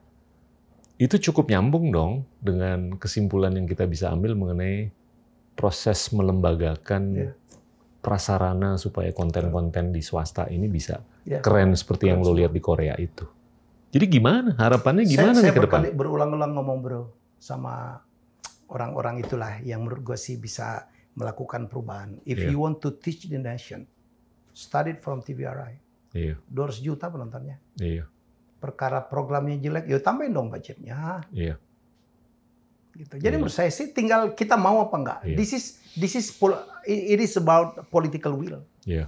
It's about political will. Pak, BBC itu menjadi kontrol loh, menjadi kontrol untuk pemerintahan di UK gitu. NHK, waduh gila bro. NHK itu disupport habis-habisan, Pak. Dan publik berkepentingan. Betul. Karena dia itu bagian dari suara publik. Saya dulu ngitung ya, kalau rumah tangga di Indonesia itu kan ada kalau nggak salah 50 juta atau 60 juta, let's say 50 juta. Katakan yang mampu bayar separuhnya 25 juta gitu. Satu rumah tangga sebulan 10.000 aja bro, 25 juta kali 10.000 berapa tuh? Gue udah nggak bisa hitung tuh bro. 25 juta kali 10.000. Kali 10.000. 50 miliar. 50 miliar. Kali 12, 3 miliar Pak. 300 miliar. 3T. 3T. Gue lewatin Pak seluruh TV manapun. Wow. Gue dikasih nggak sampai 1 T. Melawan gue bro. Dari nomor 15 bisa nomor 8 tuh. Gila. Ini Dalam 2 tahun ya? Less than 2 years. Holy cow. Proses gue mencat gue itu kan berbulan-bulan Pak. Ya udah, kita ke depan lagi deh. Ini gimana nih kerangka regulasi untuk digital menurut lo? Ini kan kalau gue lihat kan ada 2 sisi. Satu, demokratisasi pipa. Sehingga banyak sekali suara-suara baru yang terdengar kan, yang dulu nggak pernah terdengar. Tapi at the same time ada juga upaya atau bahkan kenyataan mengkooptasi demokrasi, ya kan? Cambridge Analytica, ya kan? Jadi manipulasi terhadap psikologi manusia lewat pipa digital untuk ngambil sikap yang agak-agak unik lah atau aneh. Nah itu gimana tuh nyari keseimbangan antara 2 hal? Ini kan bagus banget, ini kurang bagus banget. Iya, makanya harus nggak tahu saya harus dari mana ya. Kalau diatur juga nanti ada masalah kita nggak terlalu menghormati demokrasi gitu ya. Tapi menurut saya sih harus ada kesadaran memang bro. All the players in digital media gitu. Bahwa apa yang kita katakan, apa yang kita pertunjukkan itu ada dampak bagi orang lain. Ada. Asli. Kalau apa yang lo omongin di channel lo itu jutaan orang lo. Iya kan? Iya. Tapi bayangin. Ada banyak sekali konten-konten yang kadang-kadang ya gimana ya, mohon maaf lah. Ya, tapi ini harus diatur Pak. Kalau dimasukkan ke ranah UU penyiaran nggak bisa, karena itu kan adalah mengatur masalah frekuensi yang dimiliki oleh publik. Ini kan enggak, ini kan berbayar Pak. Kalau dimasukkan di undang-undang pers juga nggak masuk, karena kayak yang Bro Gita punya, gue punya, Dedi punya, kita bukan lembaga pers.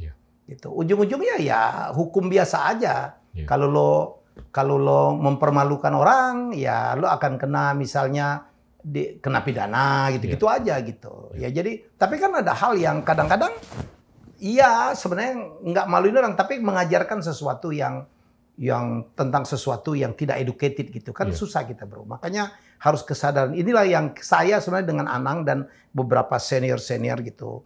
Yuk kita ngobrol yuk supaya ada sesuatu lah, ada pertanggungjawaban bahwa yang kita buat. Kalau di TV kan ada ngatur KPI. Kalau acara yang dewasa harus di atas jam sekian. Ya kan? Di YouTube kan nggak bisa, anytime anywhere. Jadi artinya mestinya kita harus lebih hati-hati. Nah, menumbuhkan supaya kita bisa semuanya punya tanggung jawab itu yang menjadi tugas kita sama-sama nih sekarang. Kalau gue ngelihat konten lo itu positive thinking banget. Dan konten gue juga positive thinking kan. Alhamdulillah. Gue nggak nyari kesalahan. Gue justru gimana nih cari perbaikan dan kebaikan. Masukan ya. Iya kan? Jadi itu kita nyari solusi gitu loh, bukan nih gitu loh. Nah itu ya untuk sementara sih mungkin kerangka regulasinya adalah nurani kan. In the absence of apapun. Nah, kan semua orang nyampe ke sana juga. Ada yang untuk kepentingan konten gitu. Iya kan, ada yang untuk kepentingan konten gitu. Yang penting yang nonton gue banyak. Tanpa dia tapi orang kayak lu sama gua gitu kan mungkin kepentingan tuh cari kangtaunya juga nggak setinggi yang lain kan. Kalau mereka kan harus nyari kangtau dulu. Kalau gue nyari bro. Oke lah. Itu konsekuensi lah. Sekarang iklan gue lumayan. Iya. Enggak, mereka udah ngantre. Lu nggak usah nyari. Mereka udah ngantre kan. Ada kemarin gue ngomong dengan Pak DI ya. Dahlan Iskan. Menarik loh bro. Dia congratulate my channel. Pak DI kan juga bikin namanya This Way. This Way gitu. Kan dia kan orang media bro, dia kan tokoh pers gitu. Dia ngomong gitu. Ini orang-orang sumuran kita pada bikin channel semua nih. Gara-gara gua kayaknya. Ada kolonial kok banyak yang nonton kita. Sandi aja bikin bro. Serius gitu. Gua gara-gara lo sama Wowi itu. Fahri Hamzah. Jadi ada satu hal yang menarik. Jadi orang-orang kayak kita itu, jadi dia bilang ini, bro, kan YouTuber itu banyak gagal juga, Pak.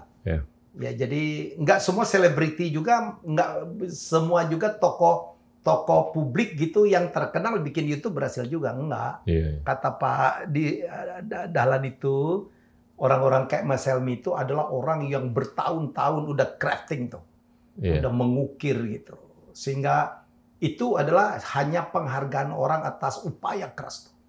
Yang up and down gitu, yang berdarah-darah, berkeringat gitu. Sehingga menjadi sebuah nama Helmy Yahya. Yang begitu bikin media dan sudah ada yang nunggu gitu. Like you lah. Gitu. Karena bro kita tuh tinggi banget. Kacau lah. LHKPN-nya tinggi banget. Gitu. Ya jadi temen lo juga segitu bro. Tapi kan walaupun nggak sebanyak gue gitu misalnya, ya tapi ya krem de la krem gitu. Kalau gue tuh hanya gimana supaya gue tuh bisa mengedukasi orang. Ya. Tapi menarik ya bro, YouTube itu ya. Yang statement dari lu, statement dari gue, atau the quote, the content from your channel gitu. Kadang-kadang kan diambil orang ya, dicuplik 3 menit, dan gitu masuk di WA group kemana-mana tuh Pak. Dan itu nggak record di itu tuh, di data nggak record. Ya soal punya gue Pak, dipotong-potong tuh. Dikirimin kemana-mana tuh, kadang-kadang balik ke gua lagi tuh. Lebih banyak lo lah daripada gua. Karena gua lebih bawah gitu. Kita Wiryawan gitu. Apalagi bro, ke depan yang menarik untuk Indonesia menurut lo? Banyak hal saya lihat. Karena gua ngeliat gini loh, konten itu penting banget. Iya kan? Yang punya pipa, yang bikin pipa tuh udah cukup. Tapi yang ngisiin pipanya itu kurang. Kurang ya. Dan lo tuh sangat berjasa di situ. Dan gue berharap lo tuh bisa ngisi pipa-pipa ini dengan konten-konten yang bisa gimana ya, bikin kita lebih cerah gitu loh. Saya lagi bikin sebuah perusahaan bro, yang judulnya RCT6. Sebenarnya ini MCN, tapi nggak boleh ngeklaim MCN karena MCN itu harus di-approve oleh YouTube dan it takes time. Tapi sementara kita akan memanage ya, gue dengan Henry, dengan berapa orang, ada Bong Chandra, ada Dani Sutradewa yang menjadi venture capital kita. Tahun ini target kita akan punya 3 content creator gitu, yang positif ya. Itu juga yang gue berharap Pak Gita bisa bergabung dengan kita. Kemarin kita dapat approval dari William Wongso, dari James Gui gitu. Ada yang kita buatin. Denny Sumargo kemungkinan akan bergabung gitu ya.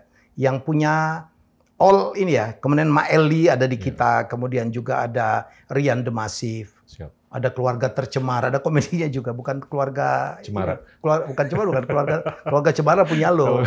Yang kita itu Keluarga Tercemar namanya, yang nonton cukup banyak juga ya. Jadi kan kita all segment lah ya, tapi kita berusaha mengajarkan sesuatu. Kita manage bro, kita manage, kita optimize. Ya alhamdulillah udah banyak juga yang mau support gitu, investor. Kemudian juga ya kita doing, ini kayak bangun TV juga Pak. Kita kayak bangun TV juga. Kita akan punya news tiap hari. Kita akan punya sport program tiap hari. Kita akan punya inspirasi tiap hari. Kita punya entertainment tiap hari. Kita punya forum tiap hari bro. Kita akan nanti ada acara namanya The Room. Jam 4 kita live. Misalnya Pak kita datang ke kantor gua, ya kita ngobrol lah, talking about that thing. Mungkin kita satu saat kita ngomong tentang Dallas Maverick atau ngomong tentang Dallas Cowboys gitu. Ya whatever lah, sesuatu yang apa bervariasi. Jadi ke depan seperti itu. Mungkin TV station harusnya juga merubah platform nih. Merubah platform. Jadi TV itu kalau mau selamat dia harus multi platform. Radio kalau harus selamat dia harus multi platform. Tidak bisa lagi mengandalkan platform-platform yang lama. Sekarang muncul apa yang disebut dengan new media. Dan saya sekarang berada di new media. Dan kayaknya ya begitu melihat, ih gila loh. Investor datang bro. Investor yang kita tahu is very smart investor gitu. Begitu mereka datang itu artinya they predict something. Karena gue tahu banget after the crisis ya selalu akan ada rebound. Ini kan krisis besar. Krisis kecil aja 2008, 98 itu kan selalu ya, lu kan lebih jago dari gua, koreksi gua kalau salah, gua kan sok hebat aja tuh. Kan setiap kali ada krisis di Amerika, they print the dollars, right? Dolar demikian banyak akan mengalir kemana? Ke Amerika banyak industrinya udah collapse tuh. Udah mulai imbas ke sini juga. Ya, pasti dia akan mengalir ke emerging countries. Ya kayak Vietnam, Indonesia, Myanmar, mungkin Philippines gitu. Semuanya kena. Sebenarnya. Maka ingat waktu 98 kan banyak sekali investasi Amerika masuk ke sini. Dan banyak yang memprediksi ini, Pak. Banyak yang prediksi ini. Kita percaya betul 2021 tuh ya udah mulai rebound nih. Ya tadi IMF bikin prediksi katanya tahun 2021 Asia Pasifik akan tumbuh 7%. Hah? Gue bilang, gue yang nanya gue nih, gue harus nanya Bro Gita nih. IMF tuh terkenal suka bikin revisi. Oh gitu ya? Ya kalau revisi 5%, 4% oke loh bro. Tahun ini aja udah revisi 3-4 kali World Bank sama IMF. Iya. Tapi lu kalau mau ngelihat itu, lihat dari vaksin aja. Iya. Sekarang Sangat ya gue udah ngomong tergantung gitu. beberapa kali di webinar. Itu direvisi berkali-kali. Enggak, gini bro, lu cuman bisa memvaksin 300.000 orang per hari. Sebulan 9 juta orang. 9 juta orang. Setahun seratusan juta. Yeah. Populasi kita 270 juta. 3 tahun bro. Itu dengan asumsi nggak mencong vaksinnya. Iya kan? Jadi kalau mau ngomong recovery atau pemulihan ekonomi secara keseluruhan, kalau tahun depan sih. Ya, I'm not thinking about keseluruhan kali ya. Iya. Tapi udah mulai. Iya, kalau mau ngomong parsial ya jangan ngomong 7%. Orang selama baca running text. Kebetulan gue mau ketemu kita nih. 7%. Kemarin nggak ada COVID, nyampe 7% susah ya. Mimpi, bro. Iya kan? Ya gue sih gimana caranya. Tapi bagaimanapun ya, back to the yang gue bilangin tadi, kan pasti setelah krisis pasti rebound kan ya. Pasti rebound. Kalau udah bottom kan harus naik. Naik. Iya. Nah, pada saat naik itu kan industri yang pasti duluan untuk naik itu ya itu aja lah, kuliner, fashion gitu ya, in certain way. Yeah. Kemudian skincare, produk-produk yang ada hubungannya dengan kesehatan, betul ya? Pasti gitu-gitu tuh. Yeah. Dan yang untuk melakukan penjualan ini Pak butuh promosi. Promosinya kan butuh media. Yeah. Media pasti influencer. Yeah. Karena ininya udah berubah. Yeah. Makanya sekarang banyak sekali ya ada perusahaan-perusahaan besar yang khusus berdonasi kepada perusahaan-perusahaan yang punya konten. Iya. Ini lo kalau perhatiin ya, nama-nama gede di teknologi, digital atau apapun. Ini kan pergeseran dari soil atau tanah ke steel atau baja ke data. Data. Iya kan? Ya, yang dikejar sekarang data. Exactly. Kan? Data itu yang bisa dimonetisasi. Monetisasi. Kan? Lo tuh harus siap-siap loh. Sekarangnya udah ngerasain kan. Dan ini eksponensial pertumbuhannya. Dalam waktu dekat, value lo itu akan tinggi banget. Wah, harus siap-siap. Iya nih, makanya gue rekam nih supaya lu nggak lupa sama gue. Ya lu dengerin ya. Ini yang ngeramal ini begawan loh. Yang omongannya tuh suka kejadian gitu. Amin. Amin. Gue doain supaya teman deket gue bakal semakin sukses. Karena lu bakal bukan ngontrol, tapi lu punya akses ke data yang jutaan. Siapa yang ngontrol data? Itu adalah yang ngontrol kue kewirausahaan ataupun kue ekonomi kan. Dan itu dalam waktu dekat lu punya akses ke puluhan juta, mungkin bisa lebih dari puluhan juta data. Itu future loh. Dan gue ngelihat ya pemain-pemain yang gede di Asia Tenggara itu mereka nge-burn duit nggak karuan tuh hanya untuk ngejar data aja. Nah, nanti tinggal telah aja data lu tuh data yang kualitasnya oke, atau tidak, menengah atau tidak kan? Gue sih berani tebak data lu itu kualitasnya medium ke atas. Iya kan? Enggak, karena konten lu juga bukan konten murahan banget. Iya kan? Gua nggak mau. Jadi orang yang nonton konten lu tuh yang udah berpendidikan dan berpendapatan. Jadinya lu tinggal gosok aja. Besok dia mau beli shampoo, lu arahin ke shampoo apa. Dia mau. Nah, gue mau tanya nih. Kalau gue perhatiin di dunia digital, ini kan terjadi pergeseran bisnis model juga kan, dari non-demand to upon demand, ya kan? Dari non-subscription ke subscription, ya kan? Dulu lo beli video kaset, sekarang lo subscribe di Netflix kayak, Amazon Prime kayak, di Apple kayak, atau apapun. Nah ini bakal semakin banyak nih bisnis model. Sekarang orang udah subscribe ke channel lo, ya kan? Dan menurut gue sih dalam waktu dekat, orang tuh udah nggak akan beli mobil lagi. Karena kalau lo lihat dari data, itu lo cuman pakai mobil lo tuh 5% dari 24 jam. mayoritas kan nongkrong di garasi. Ya, apalagi work from home, bro. Iya kan? Ya. Kenapa nggak lu bayar subscription aja tiap bulan? Ya. Lu mau subscribe supaya tiap kali lu travel, lu bisa naik Lexus, mau naik Tesla, mau naik Camry, mau naik apapun lah. Nah itu gimana tuh pandangan lu mengenai pergerakan bisnis model seperti itu? Setuju. Memang going that way. Makanya saya bilang, saya tahu banget setelah COVID ini selesai, apakah akan kembali normal seperti dulu? Saya pikir enggak. Akan ada yang bertahan. Ya, media akan menjadi tetap seperti ini. Ya, terus buying behavior akan tetap online, Pak. Ya, kemudian juga apa ya? Orang bertransaksi, orang bekerja pun barangkali tetap akan banyak juga tetap di work from home, walaupun mungkin di kantor-kantor sudah safe. Karena orang merasakan manfaat yang luar biasa ya dengan work from home. Nggak habis waktu di jalan. Kita sekarang bisa meeting 7 kali satu hari, Bos. Ya kan? Dengan pakaian yang biasa-biasa aja. Gue melakukan webinar di atas pakai jas, bawahnya celana pendek. Sarung. Tak pakai sarung. Kita nggak perlu branded lagi, bro. Iya kan? Barang-barang branded saya pikir itu apa big alarm kali ya. Apalagi dengan hadirnya Uniqlo yang laku keras yang tidak perlu ada merek Uniqlo-nya, bro. Orang lebih melihat generasi ke depan saya pikir kita itu akan lebih fungsional. Ya termasuk mungkin kendaraan gitu ya. Saya senang banget, bro. Karena bini-bini kita tuh kan branded banget gitu. Kalau di mall kan kita tangannya kita jagain, bro. Kalau lolos dikit dia masuk ke toko selesai gitu.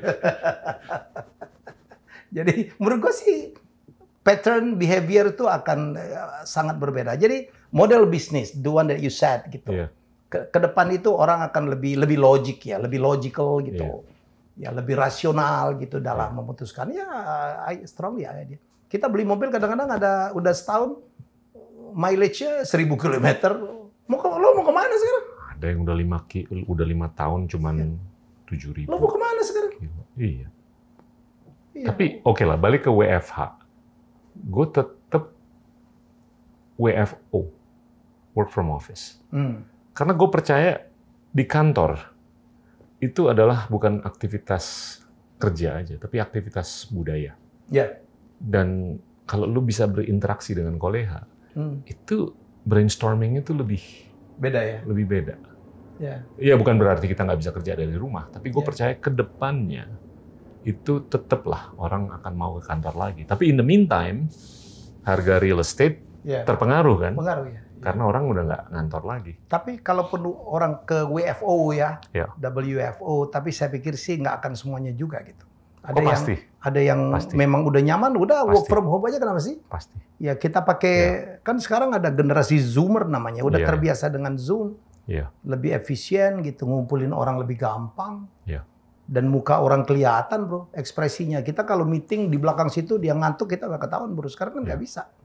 Jadi menurut saya sih, budaya kerja pun akan jauh berbeda. Dan ya betul, properti akan terpengaruh, transportasi akan terpengaruh. Ya kalau dalam batas logika harga residensial akan naik karena orang akan lebih banyak kerja di rumah. Harga komersil itu akan turun. Mungkin akan turun. Tapi itu kalau menurut gue episodik. Nanti setelah beberapa tahun kalau kita udah full recovery, beda. Itu akan walaupun never be the same. Never be the same. Saya kan cukup banyak nih, bro, diminta pendapat oleh beberapa property developer gitu. Untuk to promote their product gitu. Kan sekarang work from home, saya pikir that's the keyword gitu. Dengan work from home itu, home-nya itu harus betul-betul bisa bagus, nyaman, comfortable gitu untuk work. Untuk work. Jadi walaupun kita kerja dari kamar kerja kita, tapi settingnya, bro. Lo tahu sekarang yang bisnis yang lagi naik luar biasa, interior, Pak. Iya, benar. Semua orang kepengen gerombak. Kemarin kan rumahnya mungkin sembarangan aja. Cuma dia pulang malam-malam tidur, pagi ngilang lagi. Sekarang nggak bisa. Bener juga, dia di rumah 24 jam kan? Iya, di rumah dia. Bosen, Pak. Redekorasi. Lo tahu sekarang bisnis yang lagi meledak? Lo ketawa kali? Ikan cupang, Pak. Lo ketawa lo. Tuh beli ikan cupang. Itu kan zaman SD itu dulu. Lo iya, sekarang orang banyak stres, bro. Yang nonton beli toples kecil tuh. Iya. Lihatin orang beli ikan cupang, ikan koi. Gila, bro. Terus tanaman, Pak. Wih. Kalau tanaman gue sih hobi. Iya kan. Ikan gue juga hobi. Dari dulu kali kan. Ini Tapi sekarang ada ini orang-orang baru Pak. Orang udah berbulan-bulan di rumah, lo ngapain? Iya. Stres. Iya. Tembok lo itu aja, bosen Pak. Gue aja sekarang ruangan kerja gue mau ganti nih. Studio podcast gue mau ganti. Kemarin ada anak lagi, Om. Gue itu banyak terinspirasi oleh Om Helmi tuh konten-kontennya. Studionya gue redesign. Pokoknya dia, silakan gitu. Ya bro. Tiba-tiba bisnis tanaman hias meledak bro. Iya. Lo tau ada tanaman hias 90 juta, namanya janda bolong. Oh tahu gue. Oh iya. Tahu. Tanaman menjadi laku Pak, karena orang di rumah tuh kepengen sesuatu berbeda, hijau. Jadi artinya back to the property Pak. Iya. Ya, kalau propertinya harus sesuatu yang buat nyaman.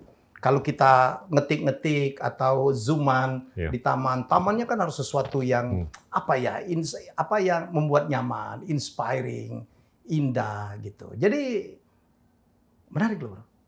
Dan gue ngajarin raja properti lagi. Properti developer itu harus memikirkan bahwa jaringan internetnya harus terbaik, bro. Iya.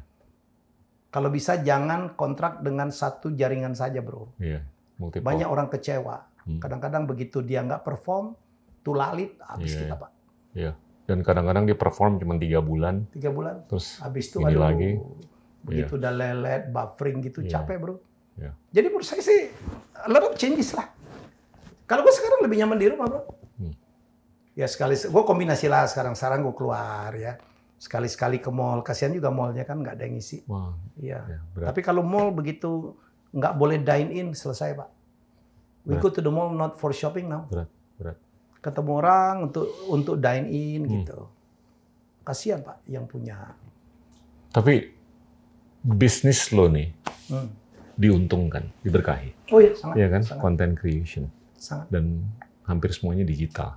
Iya. Iya kan. Switching bayangin ya. Tahun lalu gue kan dipecat Januari bro. Sebelum itu kan gue analog banget kan. Iya. Analog banget. Gila, cepet loh metamorfosa lo. Iya kan? Maret gue start YouTube dan habis itu otak gue digital banget. Tapi lo emang dari dulu tuh survival instinct itu luar biasa. Iya. Lo adaptasinya tuh Adaptasi. gampang dan cepet gitu. Iya, Pak Dubes Tantowi itu kebetulan gue kenal dari kecil lah. Dia bilang Helmi itu kayak orang Palembang bilang lanting-lanting itu Pak, lok gitu ya, yang di sungai itu. Makin diinjak makin naik. Gue tiba-tiba Tantowi itu, wow, dia kan dulu kan, wah gimana gitu. Gue dibilang, gue inget di satu postingan Instagram dia, my brother is like, dia itu lembaga gitu. Yeah. Jadi di mana aja ditaruh si dia hidup lah gitu. Karena Helmi Yahya is institusi gitu. Yeah. Jadi ya gue sih ketawa-ketawa aja. Pak Dahlan Iskan kemarin ngomong satu hal lucu. Pak Helmi itu ya kan orang tahu kerjanya baik. Kita tahu kalau orang kerja baik ditaruh mana aja sih bisa lah. Kebalikan kalau orang yang kerjanya nggak baik bro, lo taruh di mana aja pasti akan bikin persoalan. Dan saya belajar banyak lah bro. Saya nggak buffer gitu. Saya ikhlas-ikhlas saja. Saya tahu Tuhan punya rencana lain dan terbukti Pak, terbukti banget. Terbukti banget. Bro, ini udah menarik banget nih. Gue mau mengakhiri sesi ini dengan beberapa pertanyaan. Ya. Nggak usah mengenai Dallas Cowboys lah. Rapid question. Ini senjata makan Tuhan. Nggak, ini agak-agak ngehayal lah, ya kan? Kalau orang bilang Indonesia tuh tahun 2045 udah menjadi ekonomi terbesar nomor 4 di dunia kan? Lu percaya nggak sih? Kalau kondisinya ceteris paribus seperti yang disyaratkan jalan sih jalan. Tapi kalau gangguannya banyak, distorsinya banyak, susah. Kan banyak banget nih gangguan nih. Iya.